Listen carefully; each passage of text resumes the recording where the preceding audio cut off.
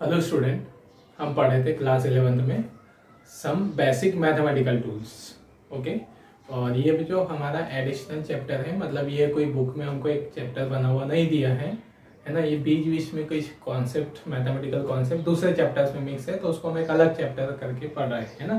तो इसमें भी जो हम अभी तक देख चुके थे इंटीग्रेशन और मेथड ऑफ इंटीग्रेशन, है ना। तो मेथड ऑफ इंटीग्रेशन हम दो मेथड से सीखने वाले थे यहाँ पर, integration by substitution method and integration by part. Okay, तो इससे प्रीवियस लेक्चर्स में जो हमारा इंटीग्रेशन बाय सब्स्टिट्यूशन मेथड हो चुका है, आज हम देखने वाले हैं इंटीग्रेशन बाय पार्ट।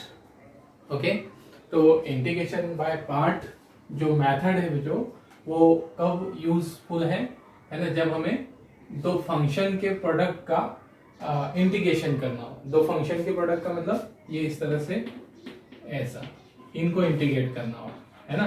तो ये दो फंक्शन हो गए, x sin x, इस तरह से, है ना। तो चलिए, तो इसका रूल क्या है, इसका फॉर्मेट क्या है, फिर उसके हम, है ना, रूल और फॉर्मेट समझे, फिर उसके बाद एग्जाम्पल हम समझेंगे, ठीक है ना। चलिए, तो जैसे एग्जाम्पल के लिए हमारे पास if u and v are the function of x, ठीक है ना। मतलब हमने मान लिया कि u और v x के फंक्शन है और हमारे पास इंटीग्रेशन हमें करना है इसका जो, ठीक है ना, इंटीग्रेशन ऑफ u v, इसको इंटीग्रेट करना है, ठीक है ना। तब यहाँ पर क्या हो जाएगा, फॉर्मेट क्या है यहाँ ध्यान देना जो, ठीक है। इसमें से हम किसी एक को फर्स्ट फंक्शन और सेकेंड किसी को दूसरा फंक्शन मानेंगे। जैसे हम u को फर्स्ट मान लो, इसको सेकेंड मान लो, ठीक है। तो यहाँ पर आएगा जो, ठीक, इंटीग्रेशन ऑफ और u, ठीक है, integral of v dx minus, ठीक है ना, integral of differential coefficient of u and product of integration of v dx and ये इस पूरे का होल इंटीग्रेशन, ठीक है ना। ये उसका रूल है, ये फॉर्मेट है, ठीक है ना। ये जो है ना, मतलब u और v फर्स्ट फंक्शन है, तो u हमारा फर्स्ट फंक्शन प्रोडक्ट में रहेगा, ठीक है ना, और सेकेंड फंक्शन का इंटीग्रेशन, फिर माइनस, ठीक है, माइनस हम यहाँ इंटीग्रेशन करेंगे किसका, फर्स्ट फंक्शन के डिफरेंशियल कोएफिशिएंट और सेकेंड के इंटीग्रल का प्रोडक्ट का हम इंटीग्रेशन करेंगे, ठीक है। इसको वर्ड में भी लिख देते हैं, ठीक है ना, फिर हमारे समझने के लिए जो हम इसको और, है ना, सिंबल में भी लिखेंगे, ठीक है ना। तो यहाँ पर वर्ड में लिख देते हैं इसको डिफरेंशियल कोएफिशिएंट, सॉरी, ठीक है, इंटीग्रेशन ऑफ, ठीक है, प्रोडक्ट ऑफ टू फंक्शन, ठीक है ना, दो फंक्शन के प्रोडक्ट का इंटीग्रेशन। तो ये u क्या है, फर्स्ट फंक्शन, है ना, उसी को वर्ड में लिख रहे हो, फर्स्ट फंक्शन मल्टीप्लाई में, ठीक है, इंटीग्रल ऑफ सेकेंड फंक्शन। मतलब वर्ड में इसलिए लिख देते थे ताकि आपको थोड़ा सा समझ में आ जाए, integral of second function, okay, second function, ठीक। फिर माइनस, माइनस, ठीक है, इंटीग्रल ऑफ, इंटीग्रल ऑफ, अब किसका इंटीग्रल, जो ये प्रोडक्ट ऑफ डिफरेंशियल कोएफिशिएंट, है ना, differential coefficient of first function into, okay, integral of second function, है ना। मतलब इसी उसके फॉर्मेट को मैंने जो यहाँ वर्ड में लिख दिया है ताकि आप इसको देखकर भी समझ सको, ठीक है ना। ये हमारा उसका फॉर्मेट हुआ वर्ड में जो हमने लिखा है ना। अब थोड़ा सा ये कंफ्यूज कर रहा होगा जो हमको, इसको ऐसा लग रहा होगा कि यार कैसे याद रखे, किस तरह से, है ना। तो इसको जो आप कैसे याद रख लो, चलो हम इसको u और v के टर्म में नहीं याद रखते, है ना, हम इसको फर्स्ट और सेकेंड फंक्शन के टर्म में ही याद रखते हैं। ये हमारे याद रखने के लिए जैसे यहाँ फर्स्ट और सेकेंड मान लो, है ना, फर्स्ट और सेकेंड, ठीक है। तो फर्स्ट मल्टीप्लाई में integration of second function minus, ठीक है ना, integration differential coefficient of first and product of integral of second function and पूरे का ये इंटीग्रेशन ऑफ होल, ओके, इस पूरे का। इससे शायद आपको जो आसानी से याद रह जाए, मतलब यू और वी एक बार कंफ्यूज कर सकता है, ये वर्डिंग वाला सेंटेंस याद कंफ्यूज कर सकता है, इसको याद रखो। फिर से ध्यान दो, फर्स्ट जो फंक्शन हम लेंगे, फर्स्ट फंक्शन, ओके, उसमें मल्टीप्लाई होगा इंटीग्रल ऑफ सेकेंड फंक्शन, फिर माइनस करेंगे और किसका इंटीग्रेशन कर देंगे हम, product of differential coefficient of first and integration of second, इन दोनों के प्रोडक्ट का होल इंटीग्रेशन को माइनस किया जाएगा, ओके। चलिए ये हो गई जो बात। अब देखिए तो यहाँ पर एक बात ये कि इसमें हम फर्स्ट और सेकेंड फंक्शन, है ना, कंसीडर करने के लिए, लेने के लिए एक रूल यूज किया जाता है ना, ये रूल टू टेक, है ना, फर्स्ट फंक्शन, ठीक है। फर्स्ट फंक्शन लेने के लिए, मानने के लिए रूल पे टेक्निक यूज करते हैं, रूल ना बोल दे उसको, टेक्निक बोल दे, ठीक है ना। तो ये आईलेट टेक्निक होती है, आईलेट, ठीक है ना, ये जहां आई, ठीक है, किसको, मतलब ये सीक्वेंस जो, ठीक है ना, ये देखो, चलो पहले लिख देते हैं हम इसको, ये हमारा इनवर्स फंक्शन, ठीक है ना, इनवर्स ट्रिग्नोमेट्रिक फंक्शन, ठीक है, जैसे, है ना, साइन है इनवर्स एक्स, ठीक है ना, साइन इनवर्स, कॉस इनवर्स, इस तरह का, है ना, ऐसा कोई फंक्शन हो ऐसा। लेट ये जो लॉगरिथम फंक्शन, लॉगरिथमिक फंक्शन, ठीक है। फिर लॉगरिथम से मतलब जो अंडरस्टूड है आपको, तो ये इसका एग्जांपल लेने की जरूरत नहीं है, लॉग एक्स इस तरह से कुछ रहा, है ना, लॉग एक्स, लॉग ऐसा, है ना, लॉग वाला फॉर्म हो ऐसा, ठीक है ना। फिर अरिथमेटिक, ए मतलब अरिथमेटिक फंक्शन, है ना, अरिथमेटिक फंक्शन मतलब ये एलजेब्रिक बोलो, तो अरिथमेटिक लिख दें यहाँ पे, है ना, एलजेब्रिक फंक्शन। एलजेब्रिक फंक्शन मतलब यहाँ पर जैसे एक्स स्क्वायर, ये इस तरह से, है ना, ओके। फिर टी मतलब ट्रिग्नोमेट्रिक फंक्शन, ठीक है, ट्रिग्नोमेट्रिक फंक्शन, ट्रिग्नोमेट्रिक फंक्शन से मतलब साइन, कॉस, टेन, ये इसके एग्जांपल लेने की जरूरत नहीं, है ना। और ये ई मतलब एक्सपोनेंशियल फंक्शन, ठीक है, एक्सपोनेंशियल फंक्शन, एक्सपोनेंशियल मतलब ई एक्स, है ना, ए ई एक्स, इस तरह से भी, ओके, ऐसे कोई फंक्शन हो इसमें। अब देखना, तो यहाँ पर हमने ये जो टेक्निक लिखी है, टेक्निक बोलना चाहिए इसको, ठीक है ना, रूल नहीं बोलना चाहिए, क्योंकि रूल का मतलब होता है फिजिक्स में कि जो कभी चेंज नहीं होते, लेकिन जो इसमें एक्सेप्शन भी होती है, ठीक है ना, इसमें एक्सेप्शन भी है, और वो एक्सेप्शन ये है कि कभी कभी जो इस रूल को, है ना, ऐसे भी कंसिडर किया जाता है अकॉर्डिंग टू द कंडीशन। मतलब आप कहीं पर देखोगे तो उस रूल को लीएट इस तरह से बताया जाता है, कहीं पर आइलेट ऐसा बताया जाता है ना। तो यहाँ ऐसा क्यों, कहीं आप उसको देखोगे तो आप ये वाली टेक्निक सुनोगे किसी से कि इस टेक्निक से हम लेते हैं, है ना, और किसी कहीं मतलब आप ये वाली टेक्निक सुनोगे, तो फिर आप वहाँ कंफ्यूज होंगे सही कौन सी गलत कौन सी।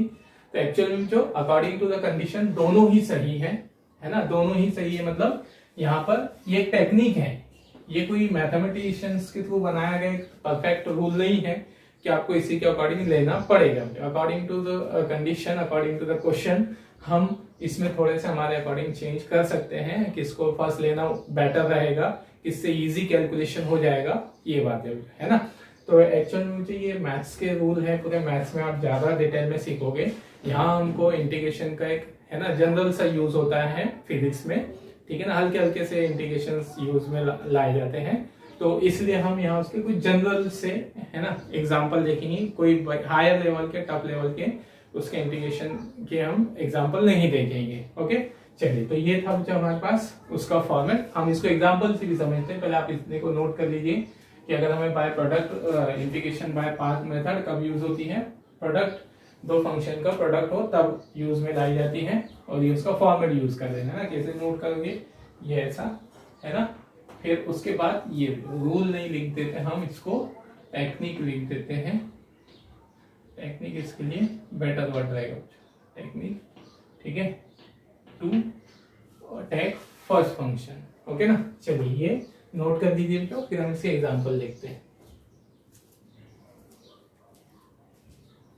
चलिए बच्चों, है ना, अब हम इसका एग्जांपल देखते हैं, ठीक है ना, इंटीग्रेशन बाय पाथ मेथड को समझने के लिए। ठीक है, तो हमने यहाँ कुछ एग्जांपल्स लिख के रखे हैं, तो इसको हमें इंटीग्रेट करना है ना। तो फर्स्ट हम देख रहे थे यहाँ पर एक्स ई एक्स, है ना, ठीक है। तो इसका सॉल्यूशन, ठीक है, तो इसको हमने कंसीडर कर लिया आई इंटीग्रेशन करना है, तो इंटीग्रेशन के बाद जो आंसर मिलेगा उसको हम आई से इंडिकेट कर दे रहे हैं, ठीक है ना, ओके। और यहाँ पर देखिए एक्स की रिस्पेक्ट में इंटीग्रेशन करना है, integrate the following with respect to X, ऐसा कर दीजिए, ठीक है। अब रूल देखें तो यहाँ पर, है ना, पहले तो वो फॉर्मेट लिख दीजिए जो यहाँ की फर्स्ट फंक्शन है ना, अपनी फैसिलिटी के लिए लिखना है। तो अगर आपको डायरेक्ट याद हो तो आप डायरेक्ट लिख सकते हो, या एक बार मैं लिख देता हूँ, आपको है ना फैसिलिटी के लिए सही है ना, आसान हो जाएगा। किस तरह से, ये फर्स्ट सेकेंड फंक्शन है ना, क्या होता है इंटीग्रेशन, फर्स्ट फंक्शन इनटू में आएगा यहाँ पर integration of second function minus product of differential coefficient of first function and, ठीक है, इंटीग्रल ऑफ सेकेंड फंक्शन, इन दोनों के प्रोडक्ट का होल इंटीग्रल, ठीक है ना। ये अब यहाँ जो रूल है ना, ये फॉर्मेट है हमारा उसका, और उसमें जो टेक्निक हम यूज कर रहे हैं कि फर्स्ट किसको ले या सेकेंड किसको ले। तो अगर इनवर्स फंक्शन हो तो उसको फर्स्ट ले लिया जाएगा सबसे पहले। तो अब इनवर्स तो नहीं है यहाँ पर, ठीक है ना, हमारे पास दो फंक्शन है, अलजेब्रिक और एक्सपोनेंशियल, है ना। तो अलजेब्रिक और एक्सपोनेंशियल, तो फर्स्ट फंक्शन किसको लेंगे हम, अलजेब्रिक को, जो है ना। तो अलजेब्रिक मतलब कौन, एक्स, तो एक्स को मान लिया first, E raise to the power X को मान लिया हमने सेकेंड, ठीक है ना। तो अब नेक्स्ट जो यहाँ पर आई कितना होगा, इंटीग्रेशन, ठीक है ना, एक्स क्या है हमारे पास, फर्स्ट एक्स, ठीक है ना, integration of second function, second कौन है यहाँ, e raise to the power x, okay. फिर dx minus integral of differential coefficient of first, differential coefficient of first कौन है हमारा x, ओके, इनटू में इंटीग्रेशन, ठीक है ना, of second function e raise to the power x dx, ठीक है। और ये ओके, ये रूल लगा दिया। अब फॉर्मूला लगाना है बच्चों, तो i is equal to x, है ना, इंटीग्रल ऑफ ex बच्चों कितना ही होता है, ex ही रहेगा, ठीक है ना, इसमें कोई चेंज नहीं आएगा ये। फिर माइनस इंटीग्रल ऑफ, अब dy dx, है ना, ये डिफरेंशिएशन के फॉर्मूले लगेंगे, डिफरेंशिएशन के फॉर्मूले भी हम देख चुके हैं। dy dx जो इसकी वैल्यू कितनी होती है, dx इसकी वैल्यू होती है 1, है ना। वो फॉर्मूले हम यहाँ नहीं लिख के बता रहे हैं, आप अंडरस्टूड कर सकते हो, ये 1 और इंटीग्रल ऑफ ex, तो इंटीग्रल ऑफ ex वापस कितना आ जाएगा, ex, है ना, और इस पूरे का इंटीग्रेशन, ठीक है। फिर i होगा हमारे पास x ex माइनस, है ना, प्रोडक्ट हो जाएगा इसका ex dx, ठीक। तो आंसर क्या आ गया हमारे पास, i is equal to x ex minus ex। और ध्यान रहे बेटो कौन सा इंटीग्रल है ये, इनफाइनाइट, है ना, इनडिफाइनाइट इंटीग्रल है। तो इनडिफाइनाइट इंटीग्रल में हम लास्ट में आंसर में कांस्टेंट लिख देते हैं, है ना। यहाँ पर लिख देना where c is integration, where c is integration constant, ठीक है ना, नीचे लिख देना तो उसको, ये हमारा आंसर रहेगा, ओके। चलिए, है ना। अब नेक्स्ट जो इसका दूसरा एग्जांपल, ओके, कौन सा ले रहे, ठीक है ना, x log ex वाला, ठीक है ना। एक 3 एग्जांपल में बता देता हूँ यहाँ पर, ठीक है। वैसे तो बहुत इजी है, सेकेंड वाला आप कर सकते हो, है ना, मैं, ठीक है ना, x log ex इसको कर लेते हैं, ठीक है। तो ठीक, आई ये एक्स लॉग ई एक्स, ठीक है ना। फिर यहाँ पर जो सॉल्यूशन इसको हम कंसीडर कर लेंगे आई एक्स लॉग ई एक्स, ठीक। अब ये जो यहाँ देखें रूल देखें, फर्स्ट कौन सेकेंड कौन, है ना। फॉर्मेट लिखना है तो आप वापस लिख सकते हो, याद हो गया तो कोई दिक्कत नहीं।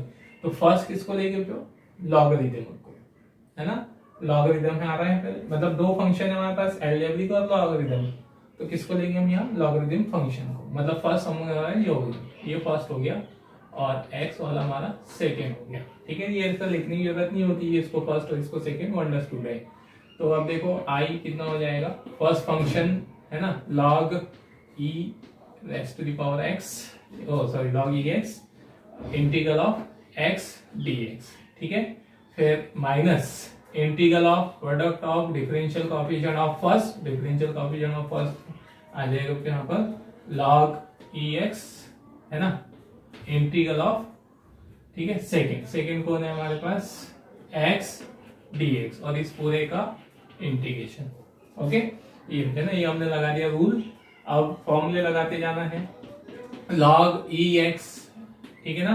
x का इंटीग्रेशन क्या होगा, ये वाले फॉर्मूले से, इससे पावर वाला फॉर्मूला लगेगा, जो x की पावर कुछ नहीं मतलब 1 है, तो मैं डायरेक्ट लिख रहा हूँ जो x की पावर 1 है, मतलब कितना हो जाएगा x की पावर 1 + 1 अपॉन 1 + 1, तो x स्क्वायर अपॉन ये 2, है ना। डायरेक्ट आ गया समझ में, ये फॉर्मूला लगेगा यहाँ पर, अंडरस्टूड है। अब इतना तो डायरेक्ट समझ सकते हो जो माइनस यहाँ पर क्या हो गया इंटीग्रल, है ना, log e x का डिफरेंशिएशन। तो log e x का डिफरेंशिएशन जो देखो, log e x का इंटीग्रेशन क्या है 1/x, है ना, का इंटीग्रेशन log e x है।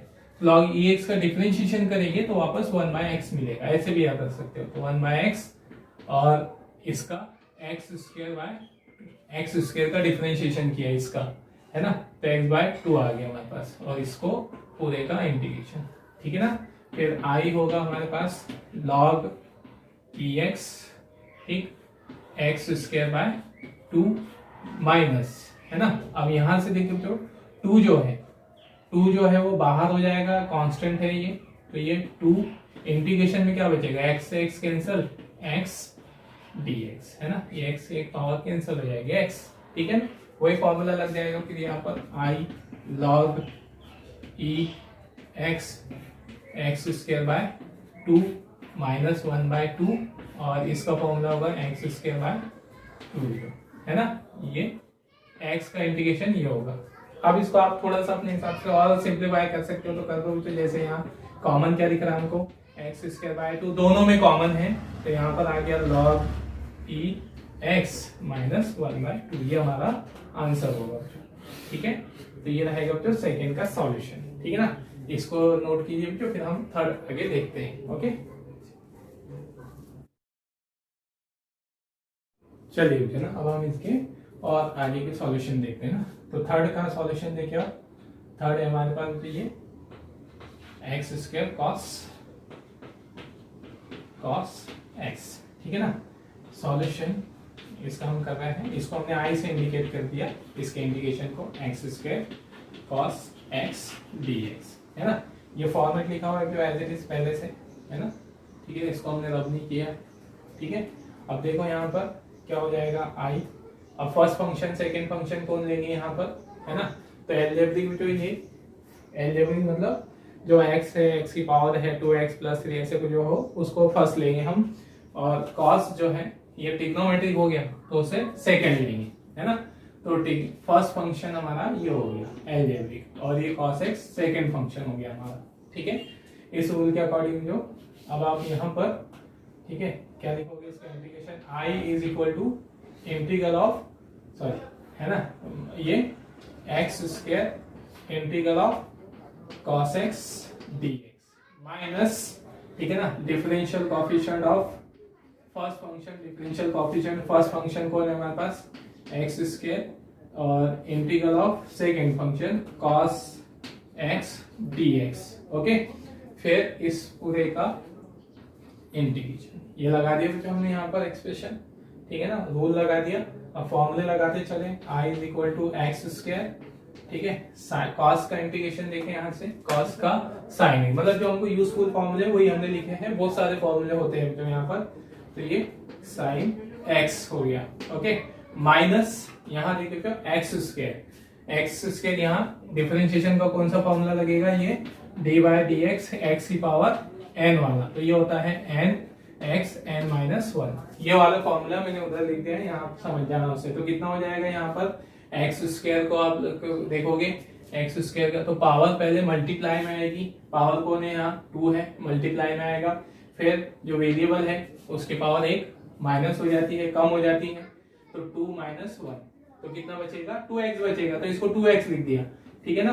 फिर मल्टीप्लाई में इंटीग्रल ऑफ cos x, तो cos का इंटीग्रल वापस sin x आ गया, तो यहाँ पर ये sin x इस पूरे का इंटीग्रेशन, ठीक है।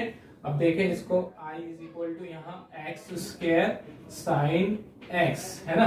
अब इसको देखें तो ये 2 कांस्टेंट है, इसे इंटीग्रेशन से बाहर कर देंगे, ठीक है। इंटीग्रेशन में अंदर क्या रहेगा, x sine x dx, okay, ये आ गया, सॉरी क्या लिखेंगे, साइन एक्स dx है ना।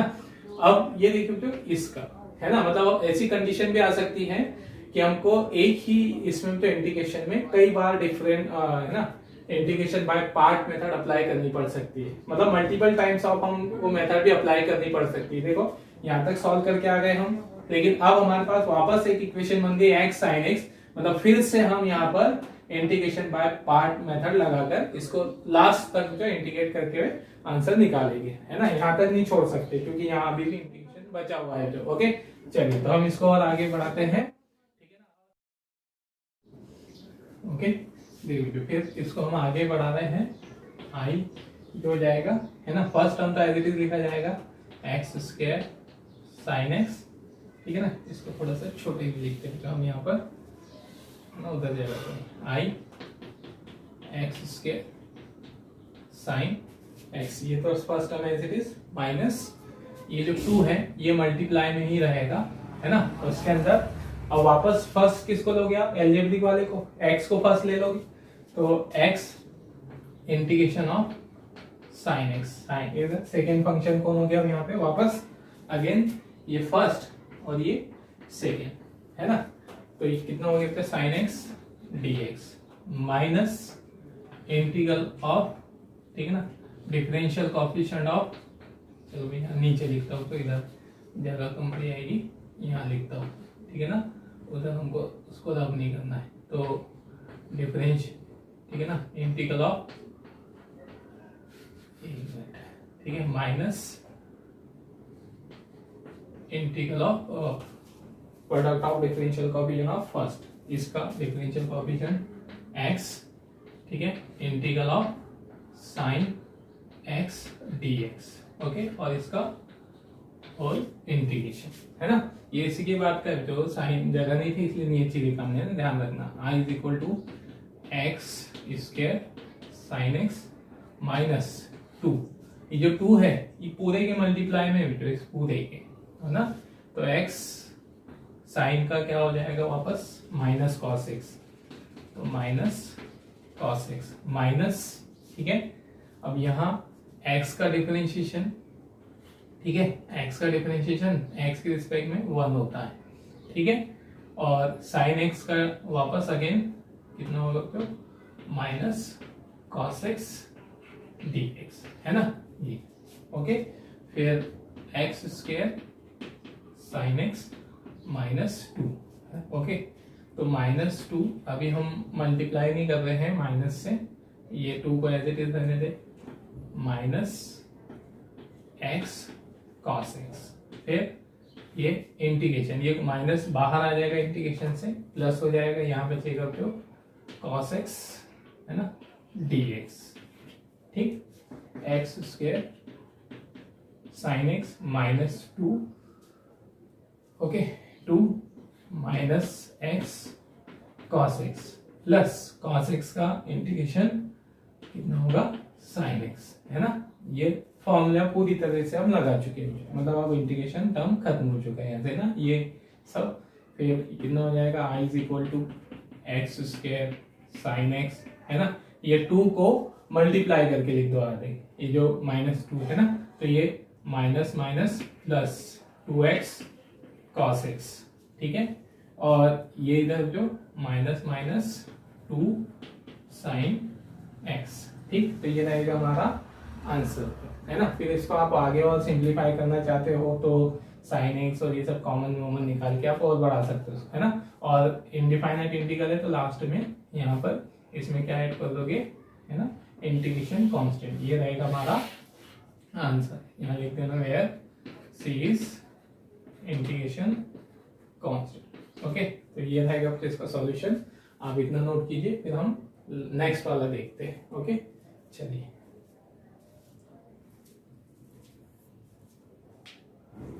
मुझे ना इसका लास्ट वाला जो हमारे पास है log ex, इसको हम इंटीग्रेट करते हैं। अब देखोगे यहाँ पर, है ना, सॉल्यूशन हम इसका देख रहे हैं। तो जो log ex है dx, है ना, अब इसको तो हम डायरेक्ट इंटीग्रेट नहीं कर सकते क्योंकि हमारे पास log ex के इंटीग्रेशन के लिए भी कोई फॉर्मूला नहीं है डायरेक्टली। तो हम इसको तो डायरेक्ट फॉर्मूला नहीं अप्लाई कर सकते। तो अब हम क्या करेंगे, यहाँ पर देखें, हम इसको ऐसा लिख सकते हैं, है ना, ये 1 डॉट log ex d, क्या हम इसको ऐसा लिख सकते हैं, है ना। तो हम इसको ऐसा लिख सकते हैं, है ना, 1 का मल्टीप्लाई करके लिख दिया। अब 1 है ना, 1 का मल्टीप्लाई करके लिख दिया। अब फिर से वही टेक्निक लगा दो जो यहाँ पर फर्स्ट फंक्शन और सेकेंड फंक्शन, ठीक है ना, क्योंकि 1 का भी हमारे पास इंटीग्रेशन होता है तो 1 को हम इंटीग्रेट कर सकते हैं। ओके, इसलिए हमने 1 प्रोडक्ट में लिख दिया। तो फिर log ex को फर्स्ट मान लो, है ना, और ये हमारा सेकेंड, ठीक है। तो क्या आ जाएगा फिर यहाँ पर, ठीक, therefore I is equal to ये log ex integral of 1 dx minus integral of product of differential coefficient of first, है ना, ये 1 का log ex का डिफरेंशिएशन, फिर इंटीग्रल ऑफ 1x dx, है ना, इस पूरे का इंटीग्रेशन।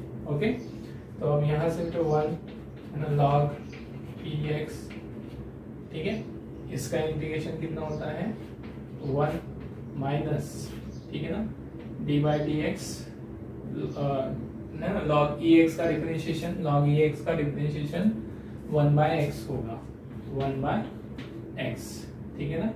और इधर 1 का इंटीग्रेशन कितना होता है, 1 का इंटीग्रेशन x की रिस्पेक्ट में कर दीजिए, x होगा ये।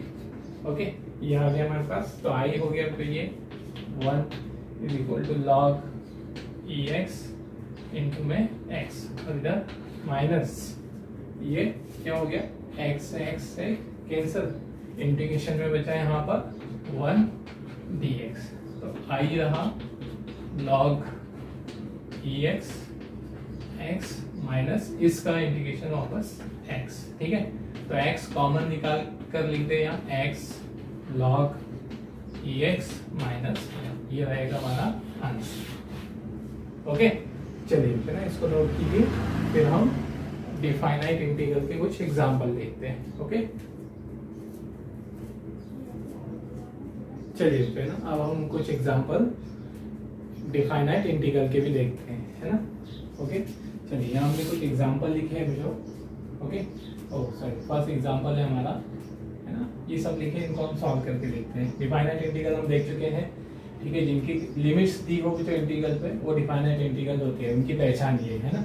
चलो इनको हम सॉल्व करते हैं। फर्स्ट है हमारे पास, ठीक है, 1 by root X D X, okay, है ना, 1 बाय रूट एक्स, ठीक। नेक्स्ट जो यहाँ पर देखें, है ना, तो कितना हो जाएगा, इसको हम आई से इंडिकेट कर देते हैं ना, सॉल्यूशन आई से इंडिकेट कर देते हैं, 0 से 2, 1 by root X D X. Okay, अब ये रूट एक्स को जो हम क्या लिख सकते हैं, रूट एक्स मतलब पावर कितनी है ना, एक्स की पावर 1 बाय 2, और ऊपर आएगा तो एक्स की पावर कितनी हो जाएगी, -1 बाय 2।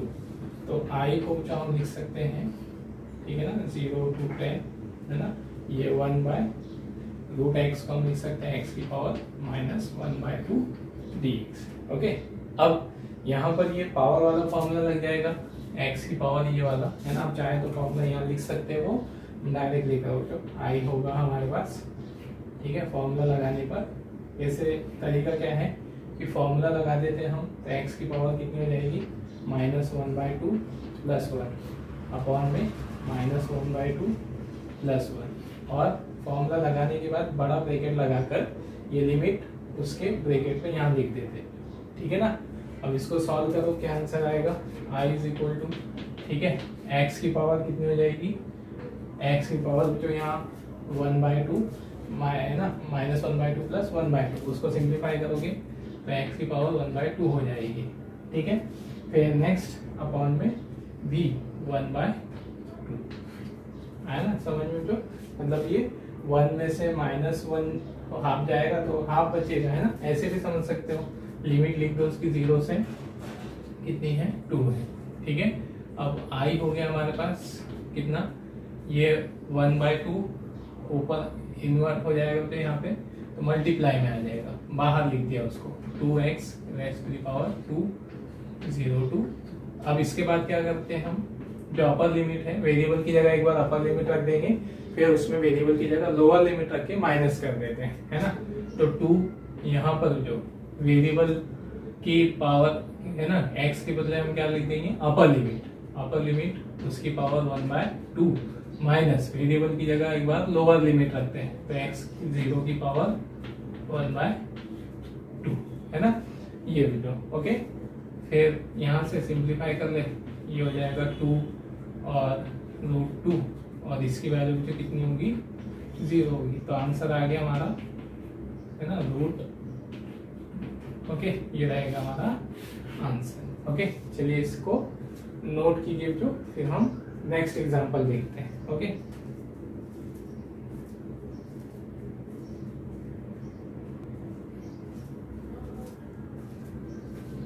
चलिए फिर अब हम सेकेंड इसके एग्जांपल जो हमने लिए हैं उनको प्रूव करते हैं, ठीक है। सेकेंड पे यहाँ पर ठीक है ना, इसको तो जो आप कर सकते हो, एक मैंने समझाया है ना, इसको आप करना, मैं ये दोनों बताता हूँ, ठीक है ना।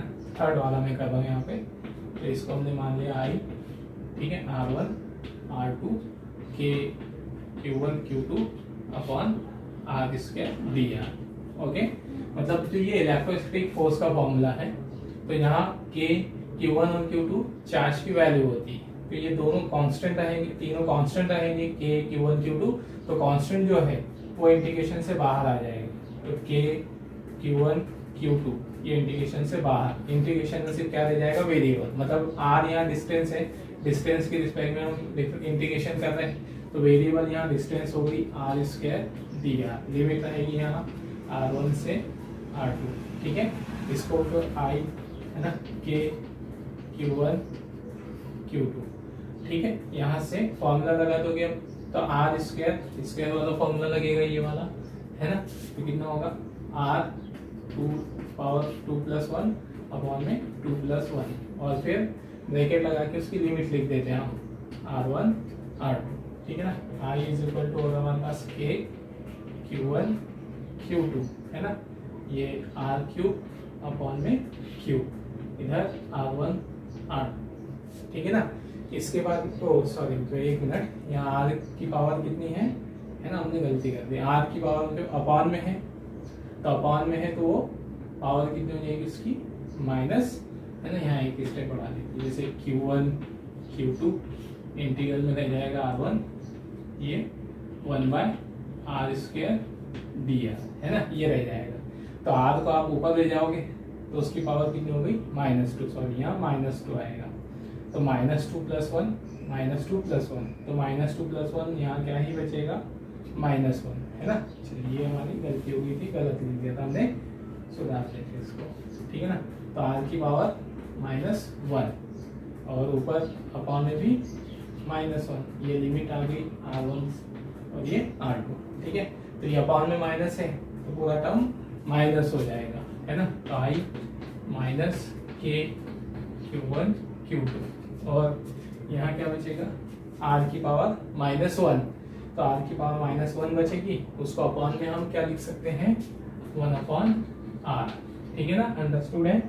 R1 R2 आया तो समझ, यहाँ आर की पावर -1 है तो अपॉन में लिख देंगे, तो आर की पावर ओ किस में आ जाएगा वो 1/r हो जाएगा, ठीक है ना। यहाँ लिमिट रख दो फिर वापस I = -k Q1 Q2, तो लिमिट आ जाएगी, एक बार अपर लिमिट रखते हैं हम वेरिएबल की जगह तो R2 आ जाएगा, फिर माइनस कर देते हैं लोअर लिमिट रख के, लोअर लिमिट क्या है यहाँ पर R1, तो ये आ गया हमारा आंसर। ओके, तो ये रहेगा उसका आंसर। मतलब फिजिक्स में जो हमको इसी तरह की डेरिवेशन आएगी, मतलब हमको ये ऐसे sin x cos x बहुत कम आते हैं, है ना।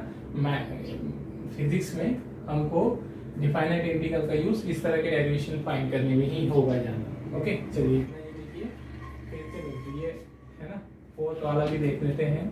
I = 0 to π/4 tan²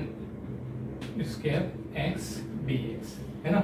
अब ये tan² dx इसका हमारे पास इंटीग्रेशन फॉर्मूला नहीं है, तो इसको भी जो हम और क्या लिख सकते हैं, ठीक है ना। I डायरेक्ट लिख रहा हूँ जो मैं π/4, इसको आप लिख सकते हो sec² x - 1 dx, है ना। मतलब tan² x का हमारे पास फॉर्मूला नहीं है इंटीग्रेशन का, तो उसको हमने sec² x के फॉर्म में लाया, और ये tan² x किसके फॉर्म में होता है, तो sec² x - 1 होता है। ओके, अब यहाँ पर ठीक है इंटीग्रेशन क्या होगा, हर टर्म का सेपरेटली इंटीग्रेशन होगा, ठीक है ना। तो हर टर्म मतलब sec² x का इंटीग्रेशन अलग माइनस इसका अलग, ऐसे, ठीक है ना। तो डायरेक्टली जो हम यहाँ लिख रहे हैं, देखो sec² x का इंटीग्रेशन करोगे पहले, ठीक है, तो उसका इंटीग्रेशन कितना होता है tan x, ये tan x, है ना। फिर 1 का इंटीग्रेशन होगा, है ना, 1 का इंटीग्रेशन होगा, 1 का इंटीग्रेशन x, ये इंटीग्रेशन हमने कर दिया। अब लिमिट लगा देते हैं, लिमिट क्या है 0 to π/4। ओके, चलो अब रूल हमें पता है, जो वेरिएबल है उसकी जगह एक बार अपर लिमिट रखते हैं, फिर लोअर लिमिट रख के माइनस कर देते हैं, तो tan x क्या आएगा एक बार π/4, है ना, -π/4। एक बार यहाँ दोनों की जगह अपर लिमिट रखी, फिर माइनस करेंगे लोअर लिमिट रख के, तो लोअर लिमिट रखेंगे यहाँ कितना हो जाएगा तो tan 0, है ना, फिर -0, ये हमने ठीक है लिमिट रख दी, पहले अपर लिमिट रखी दोनों जगह वेरिएबल की जगह, फिर उसमें से माइनस कर देंगे लोअर लिमिट रख कर, है ना। फिर I सिंप्लीफाई कर लो इसको, tan π/4, tan π/4 मतलब जो 45, ओके, पाई का मतलब कितना होता है रेडियन में, ओ डिग्री में 180, 4 से डिवाइड करोगे उसको तो tan 45 पे मतलब, है ना।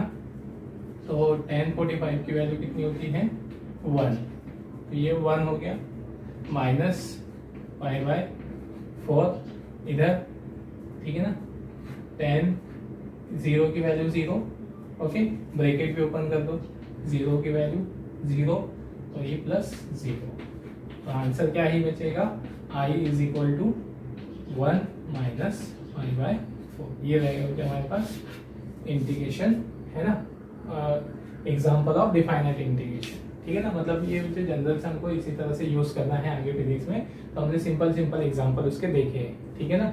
चलिए, तो ये रहा हमारा इंटीग्रेशन। फिर नेक्स्ट लेक्चर में जो हम देखेंगे बायनोमियल थ्योरम। ओके।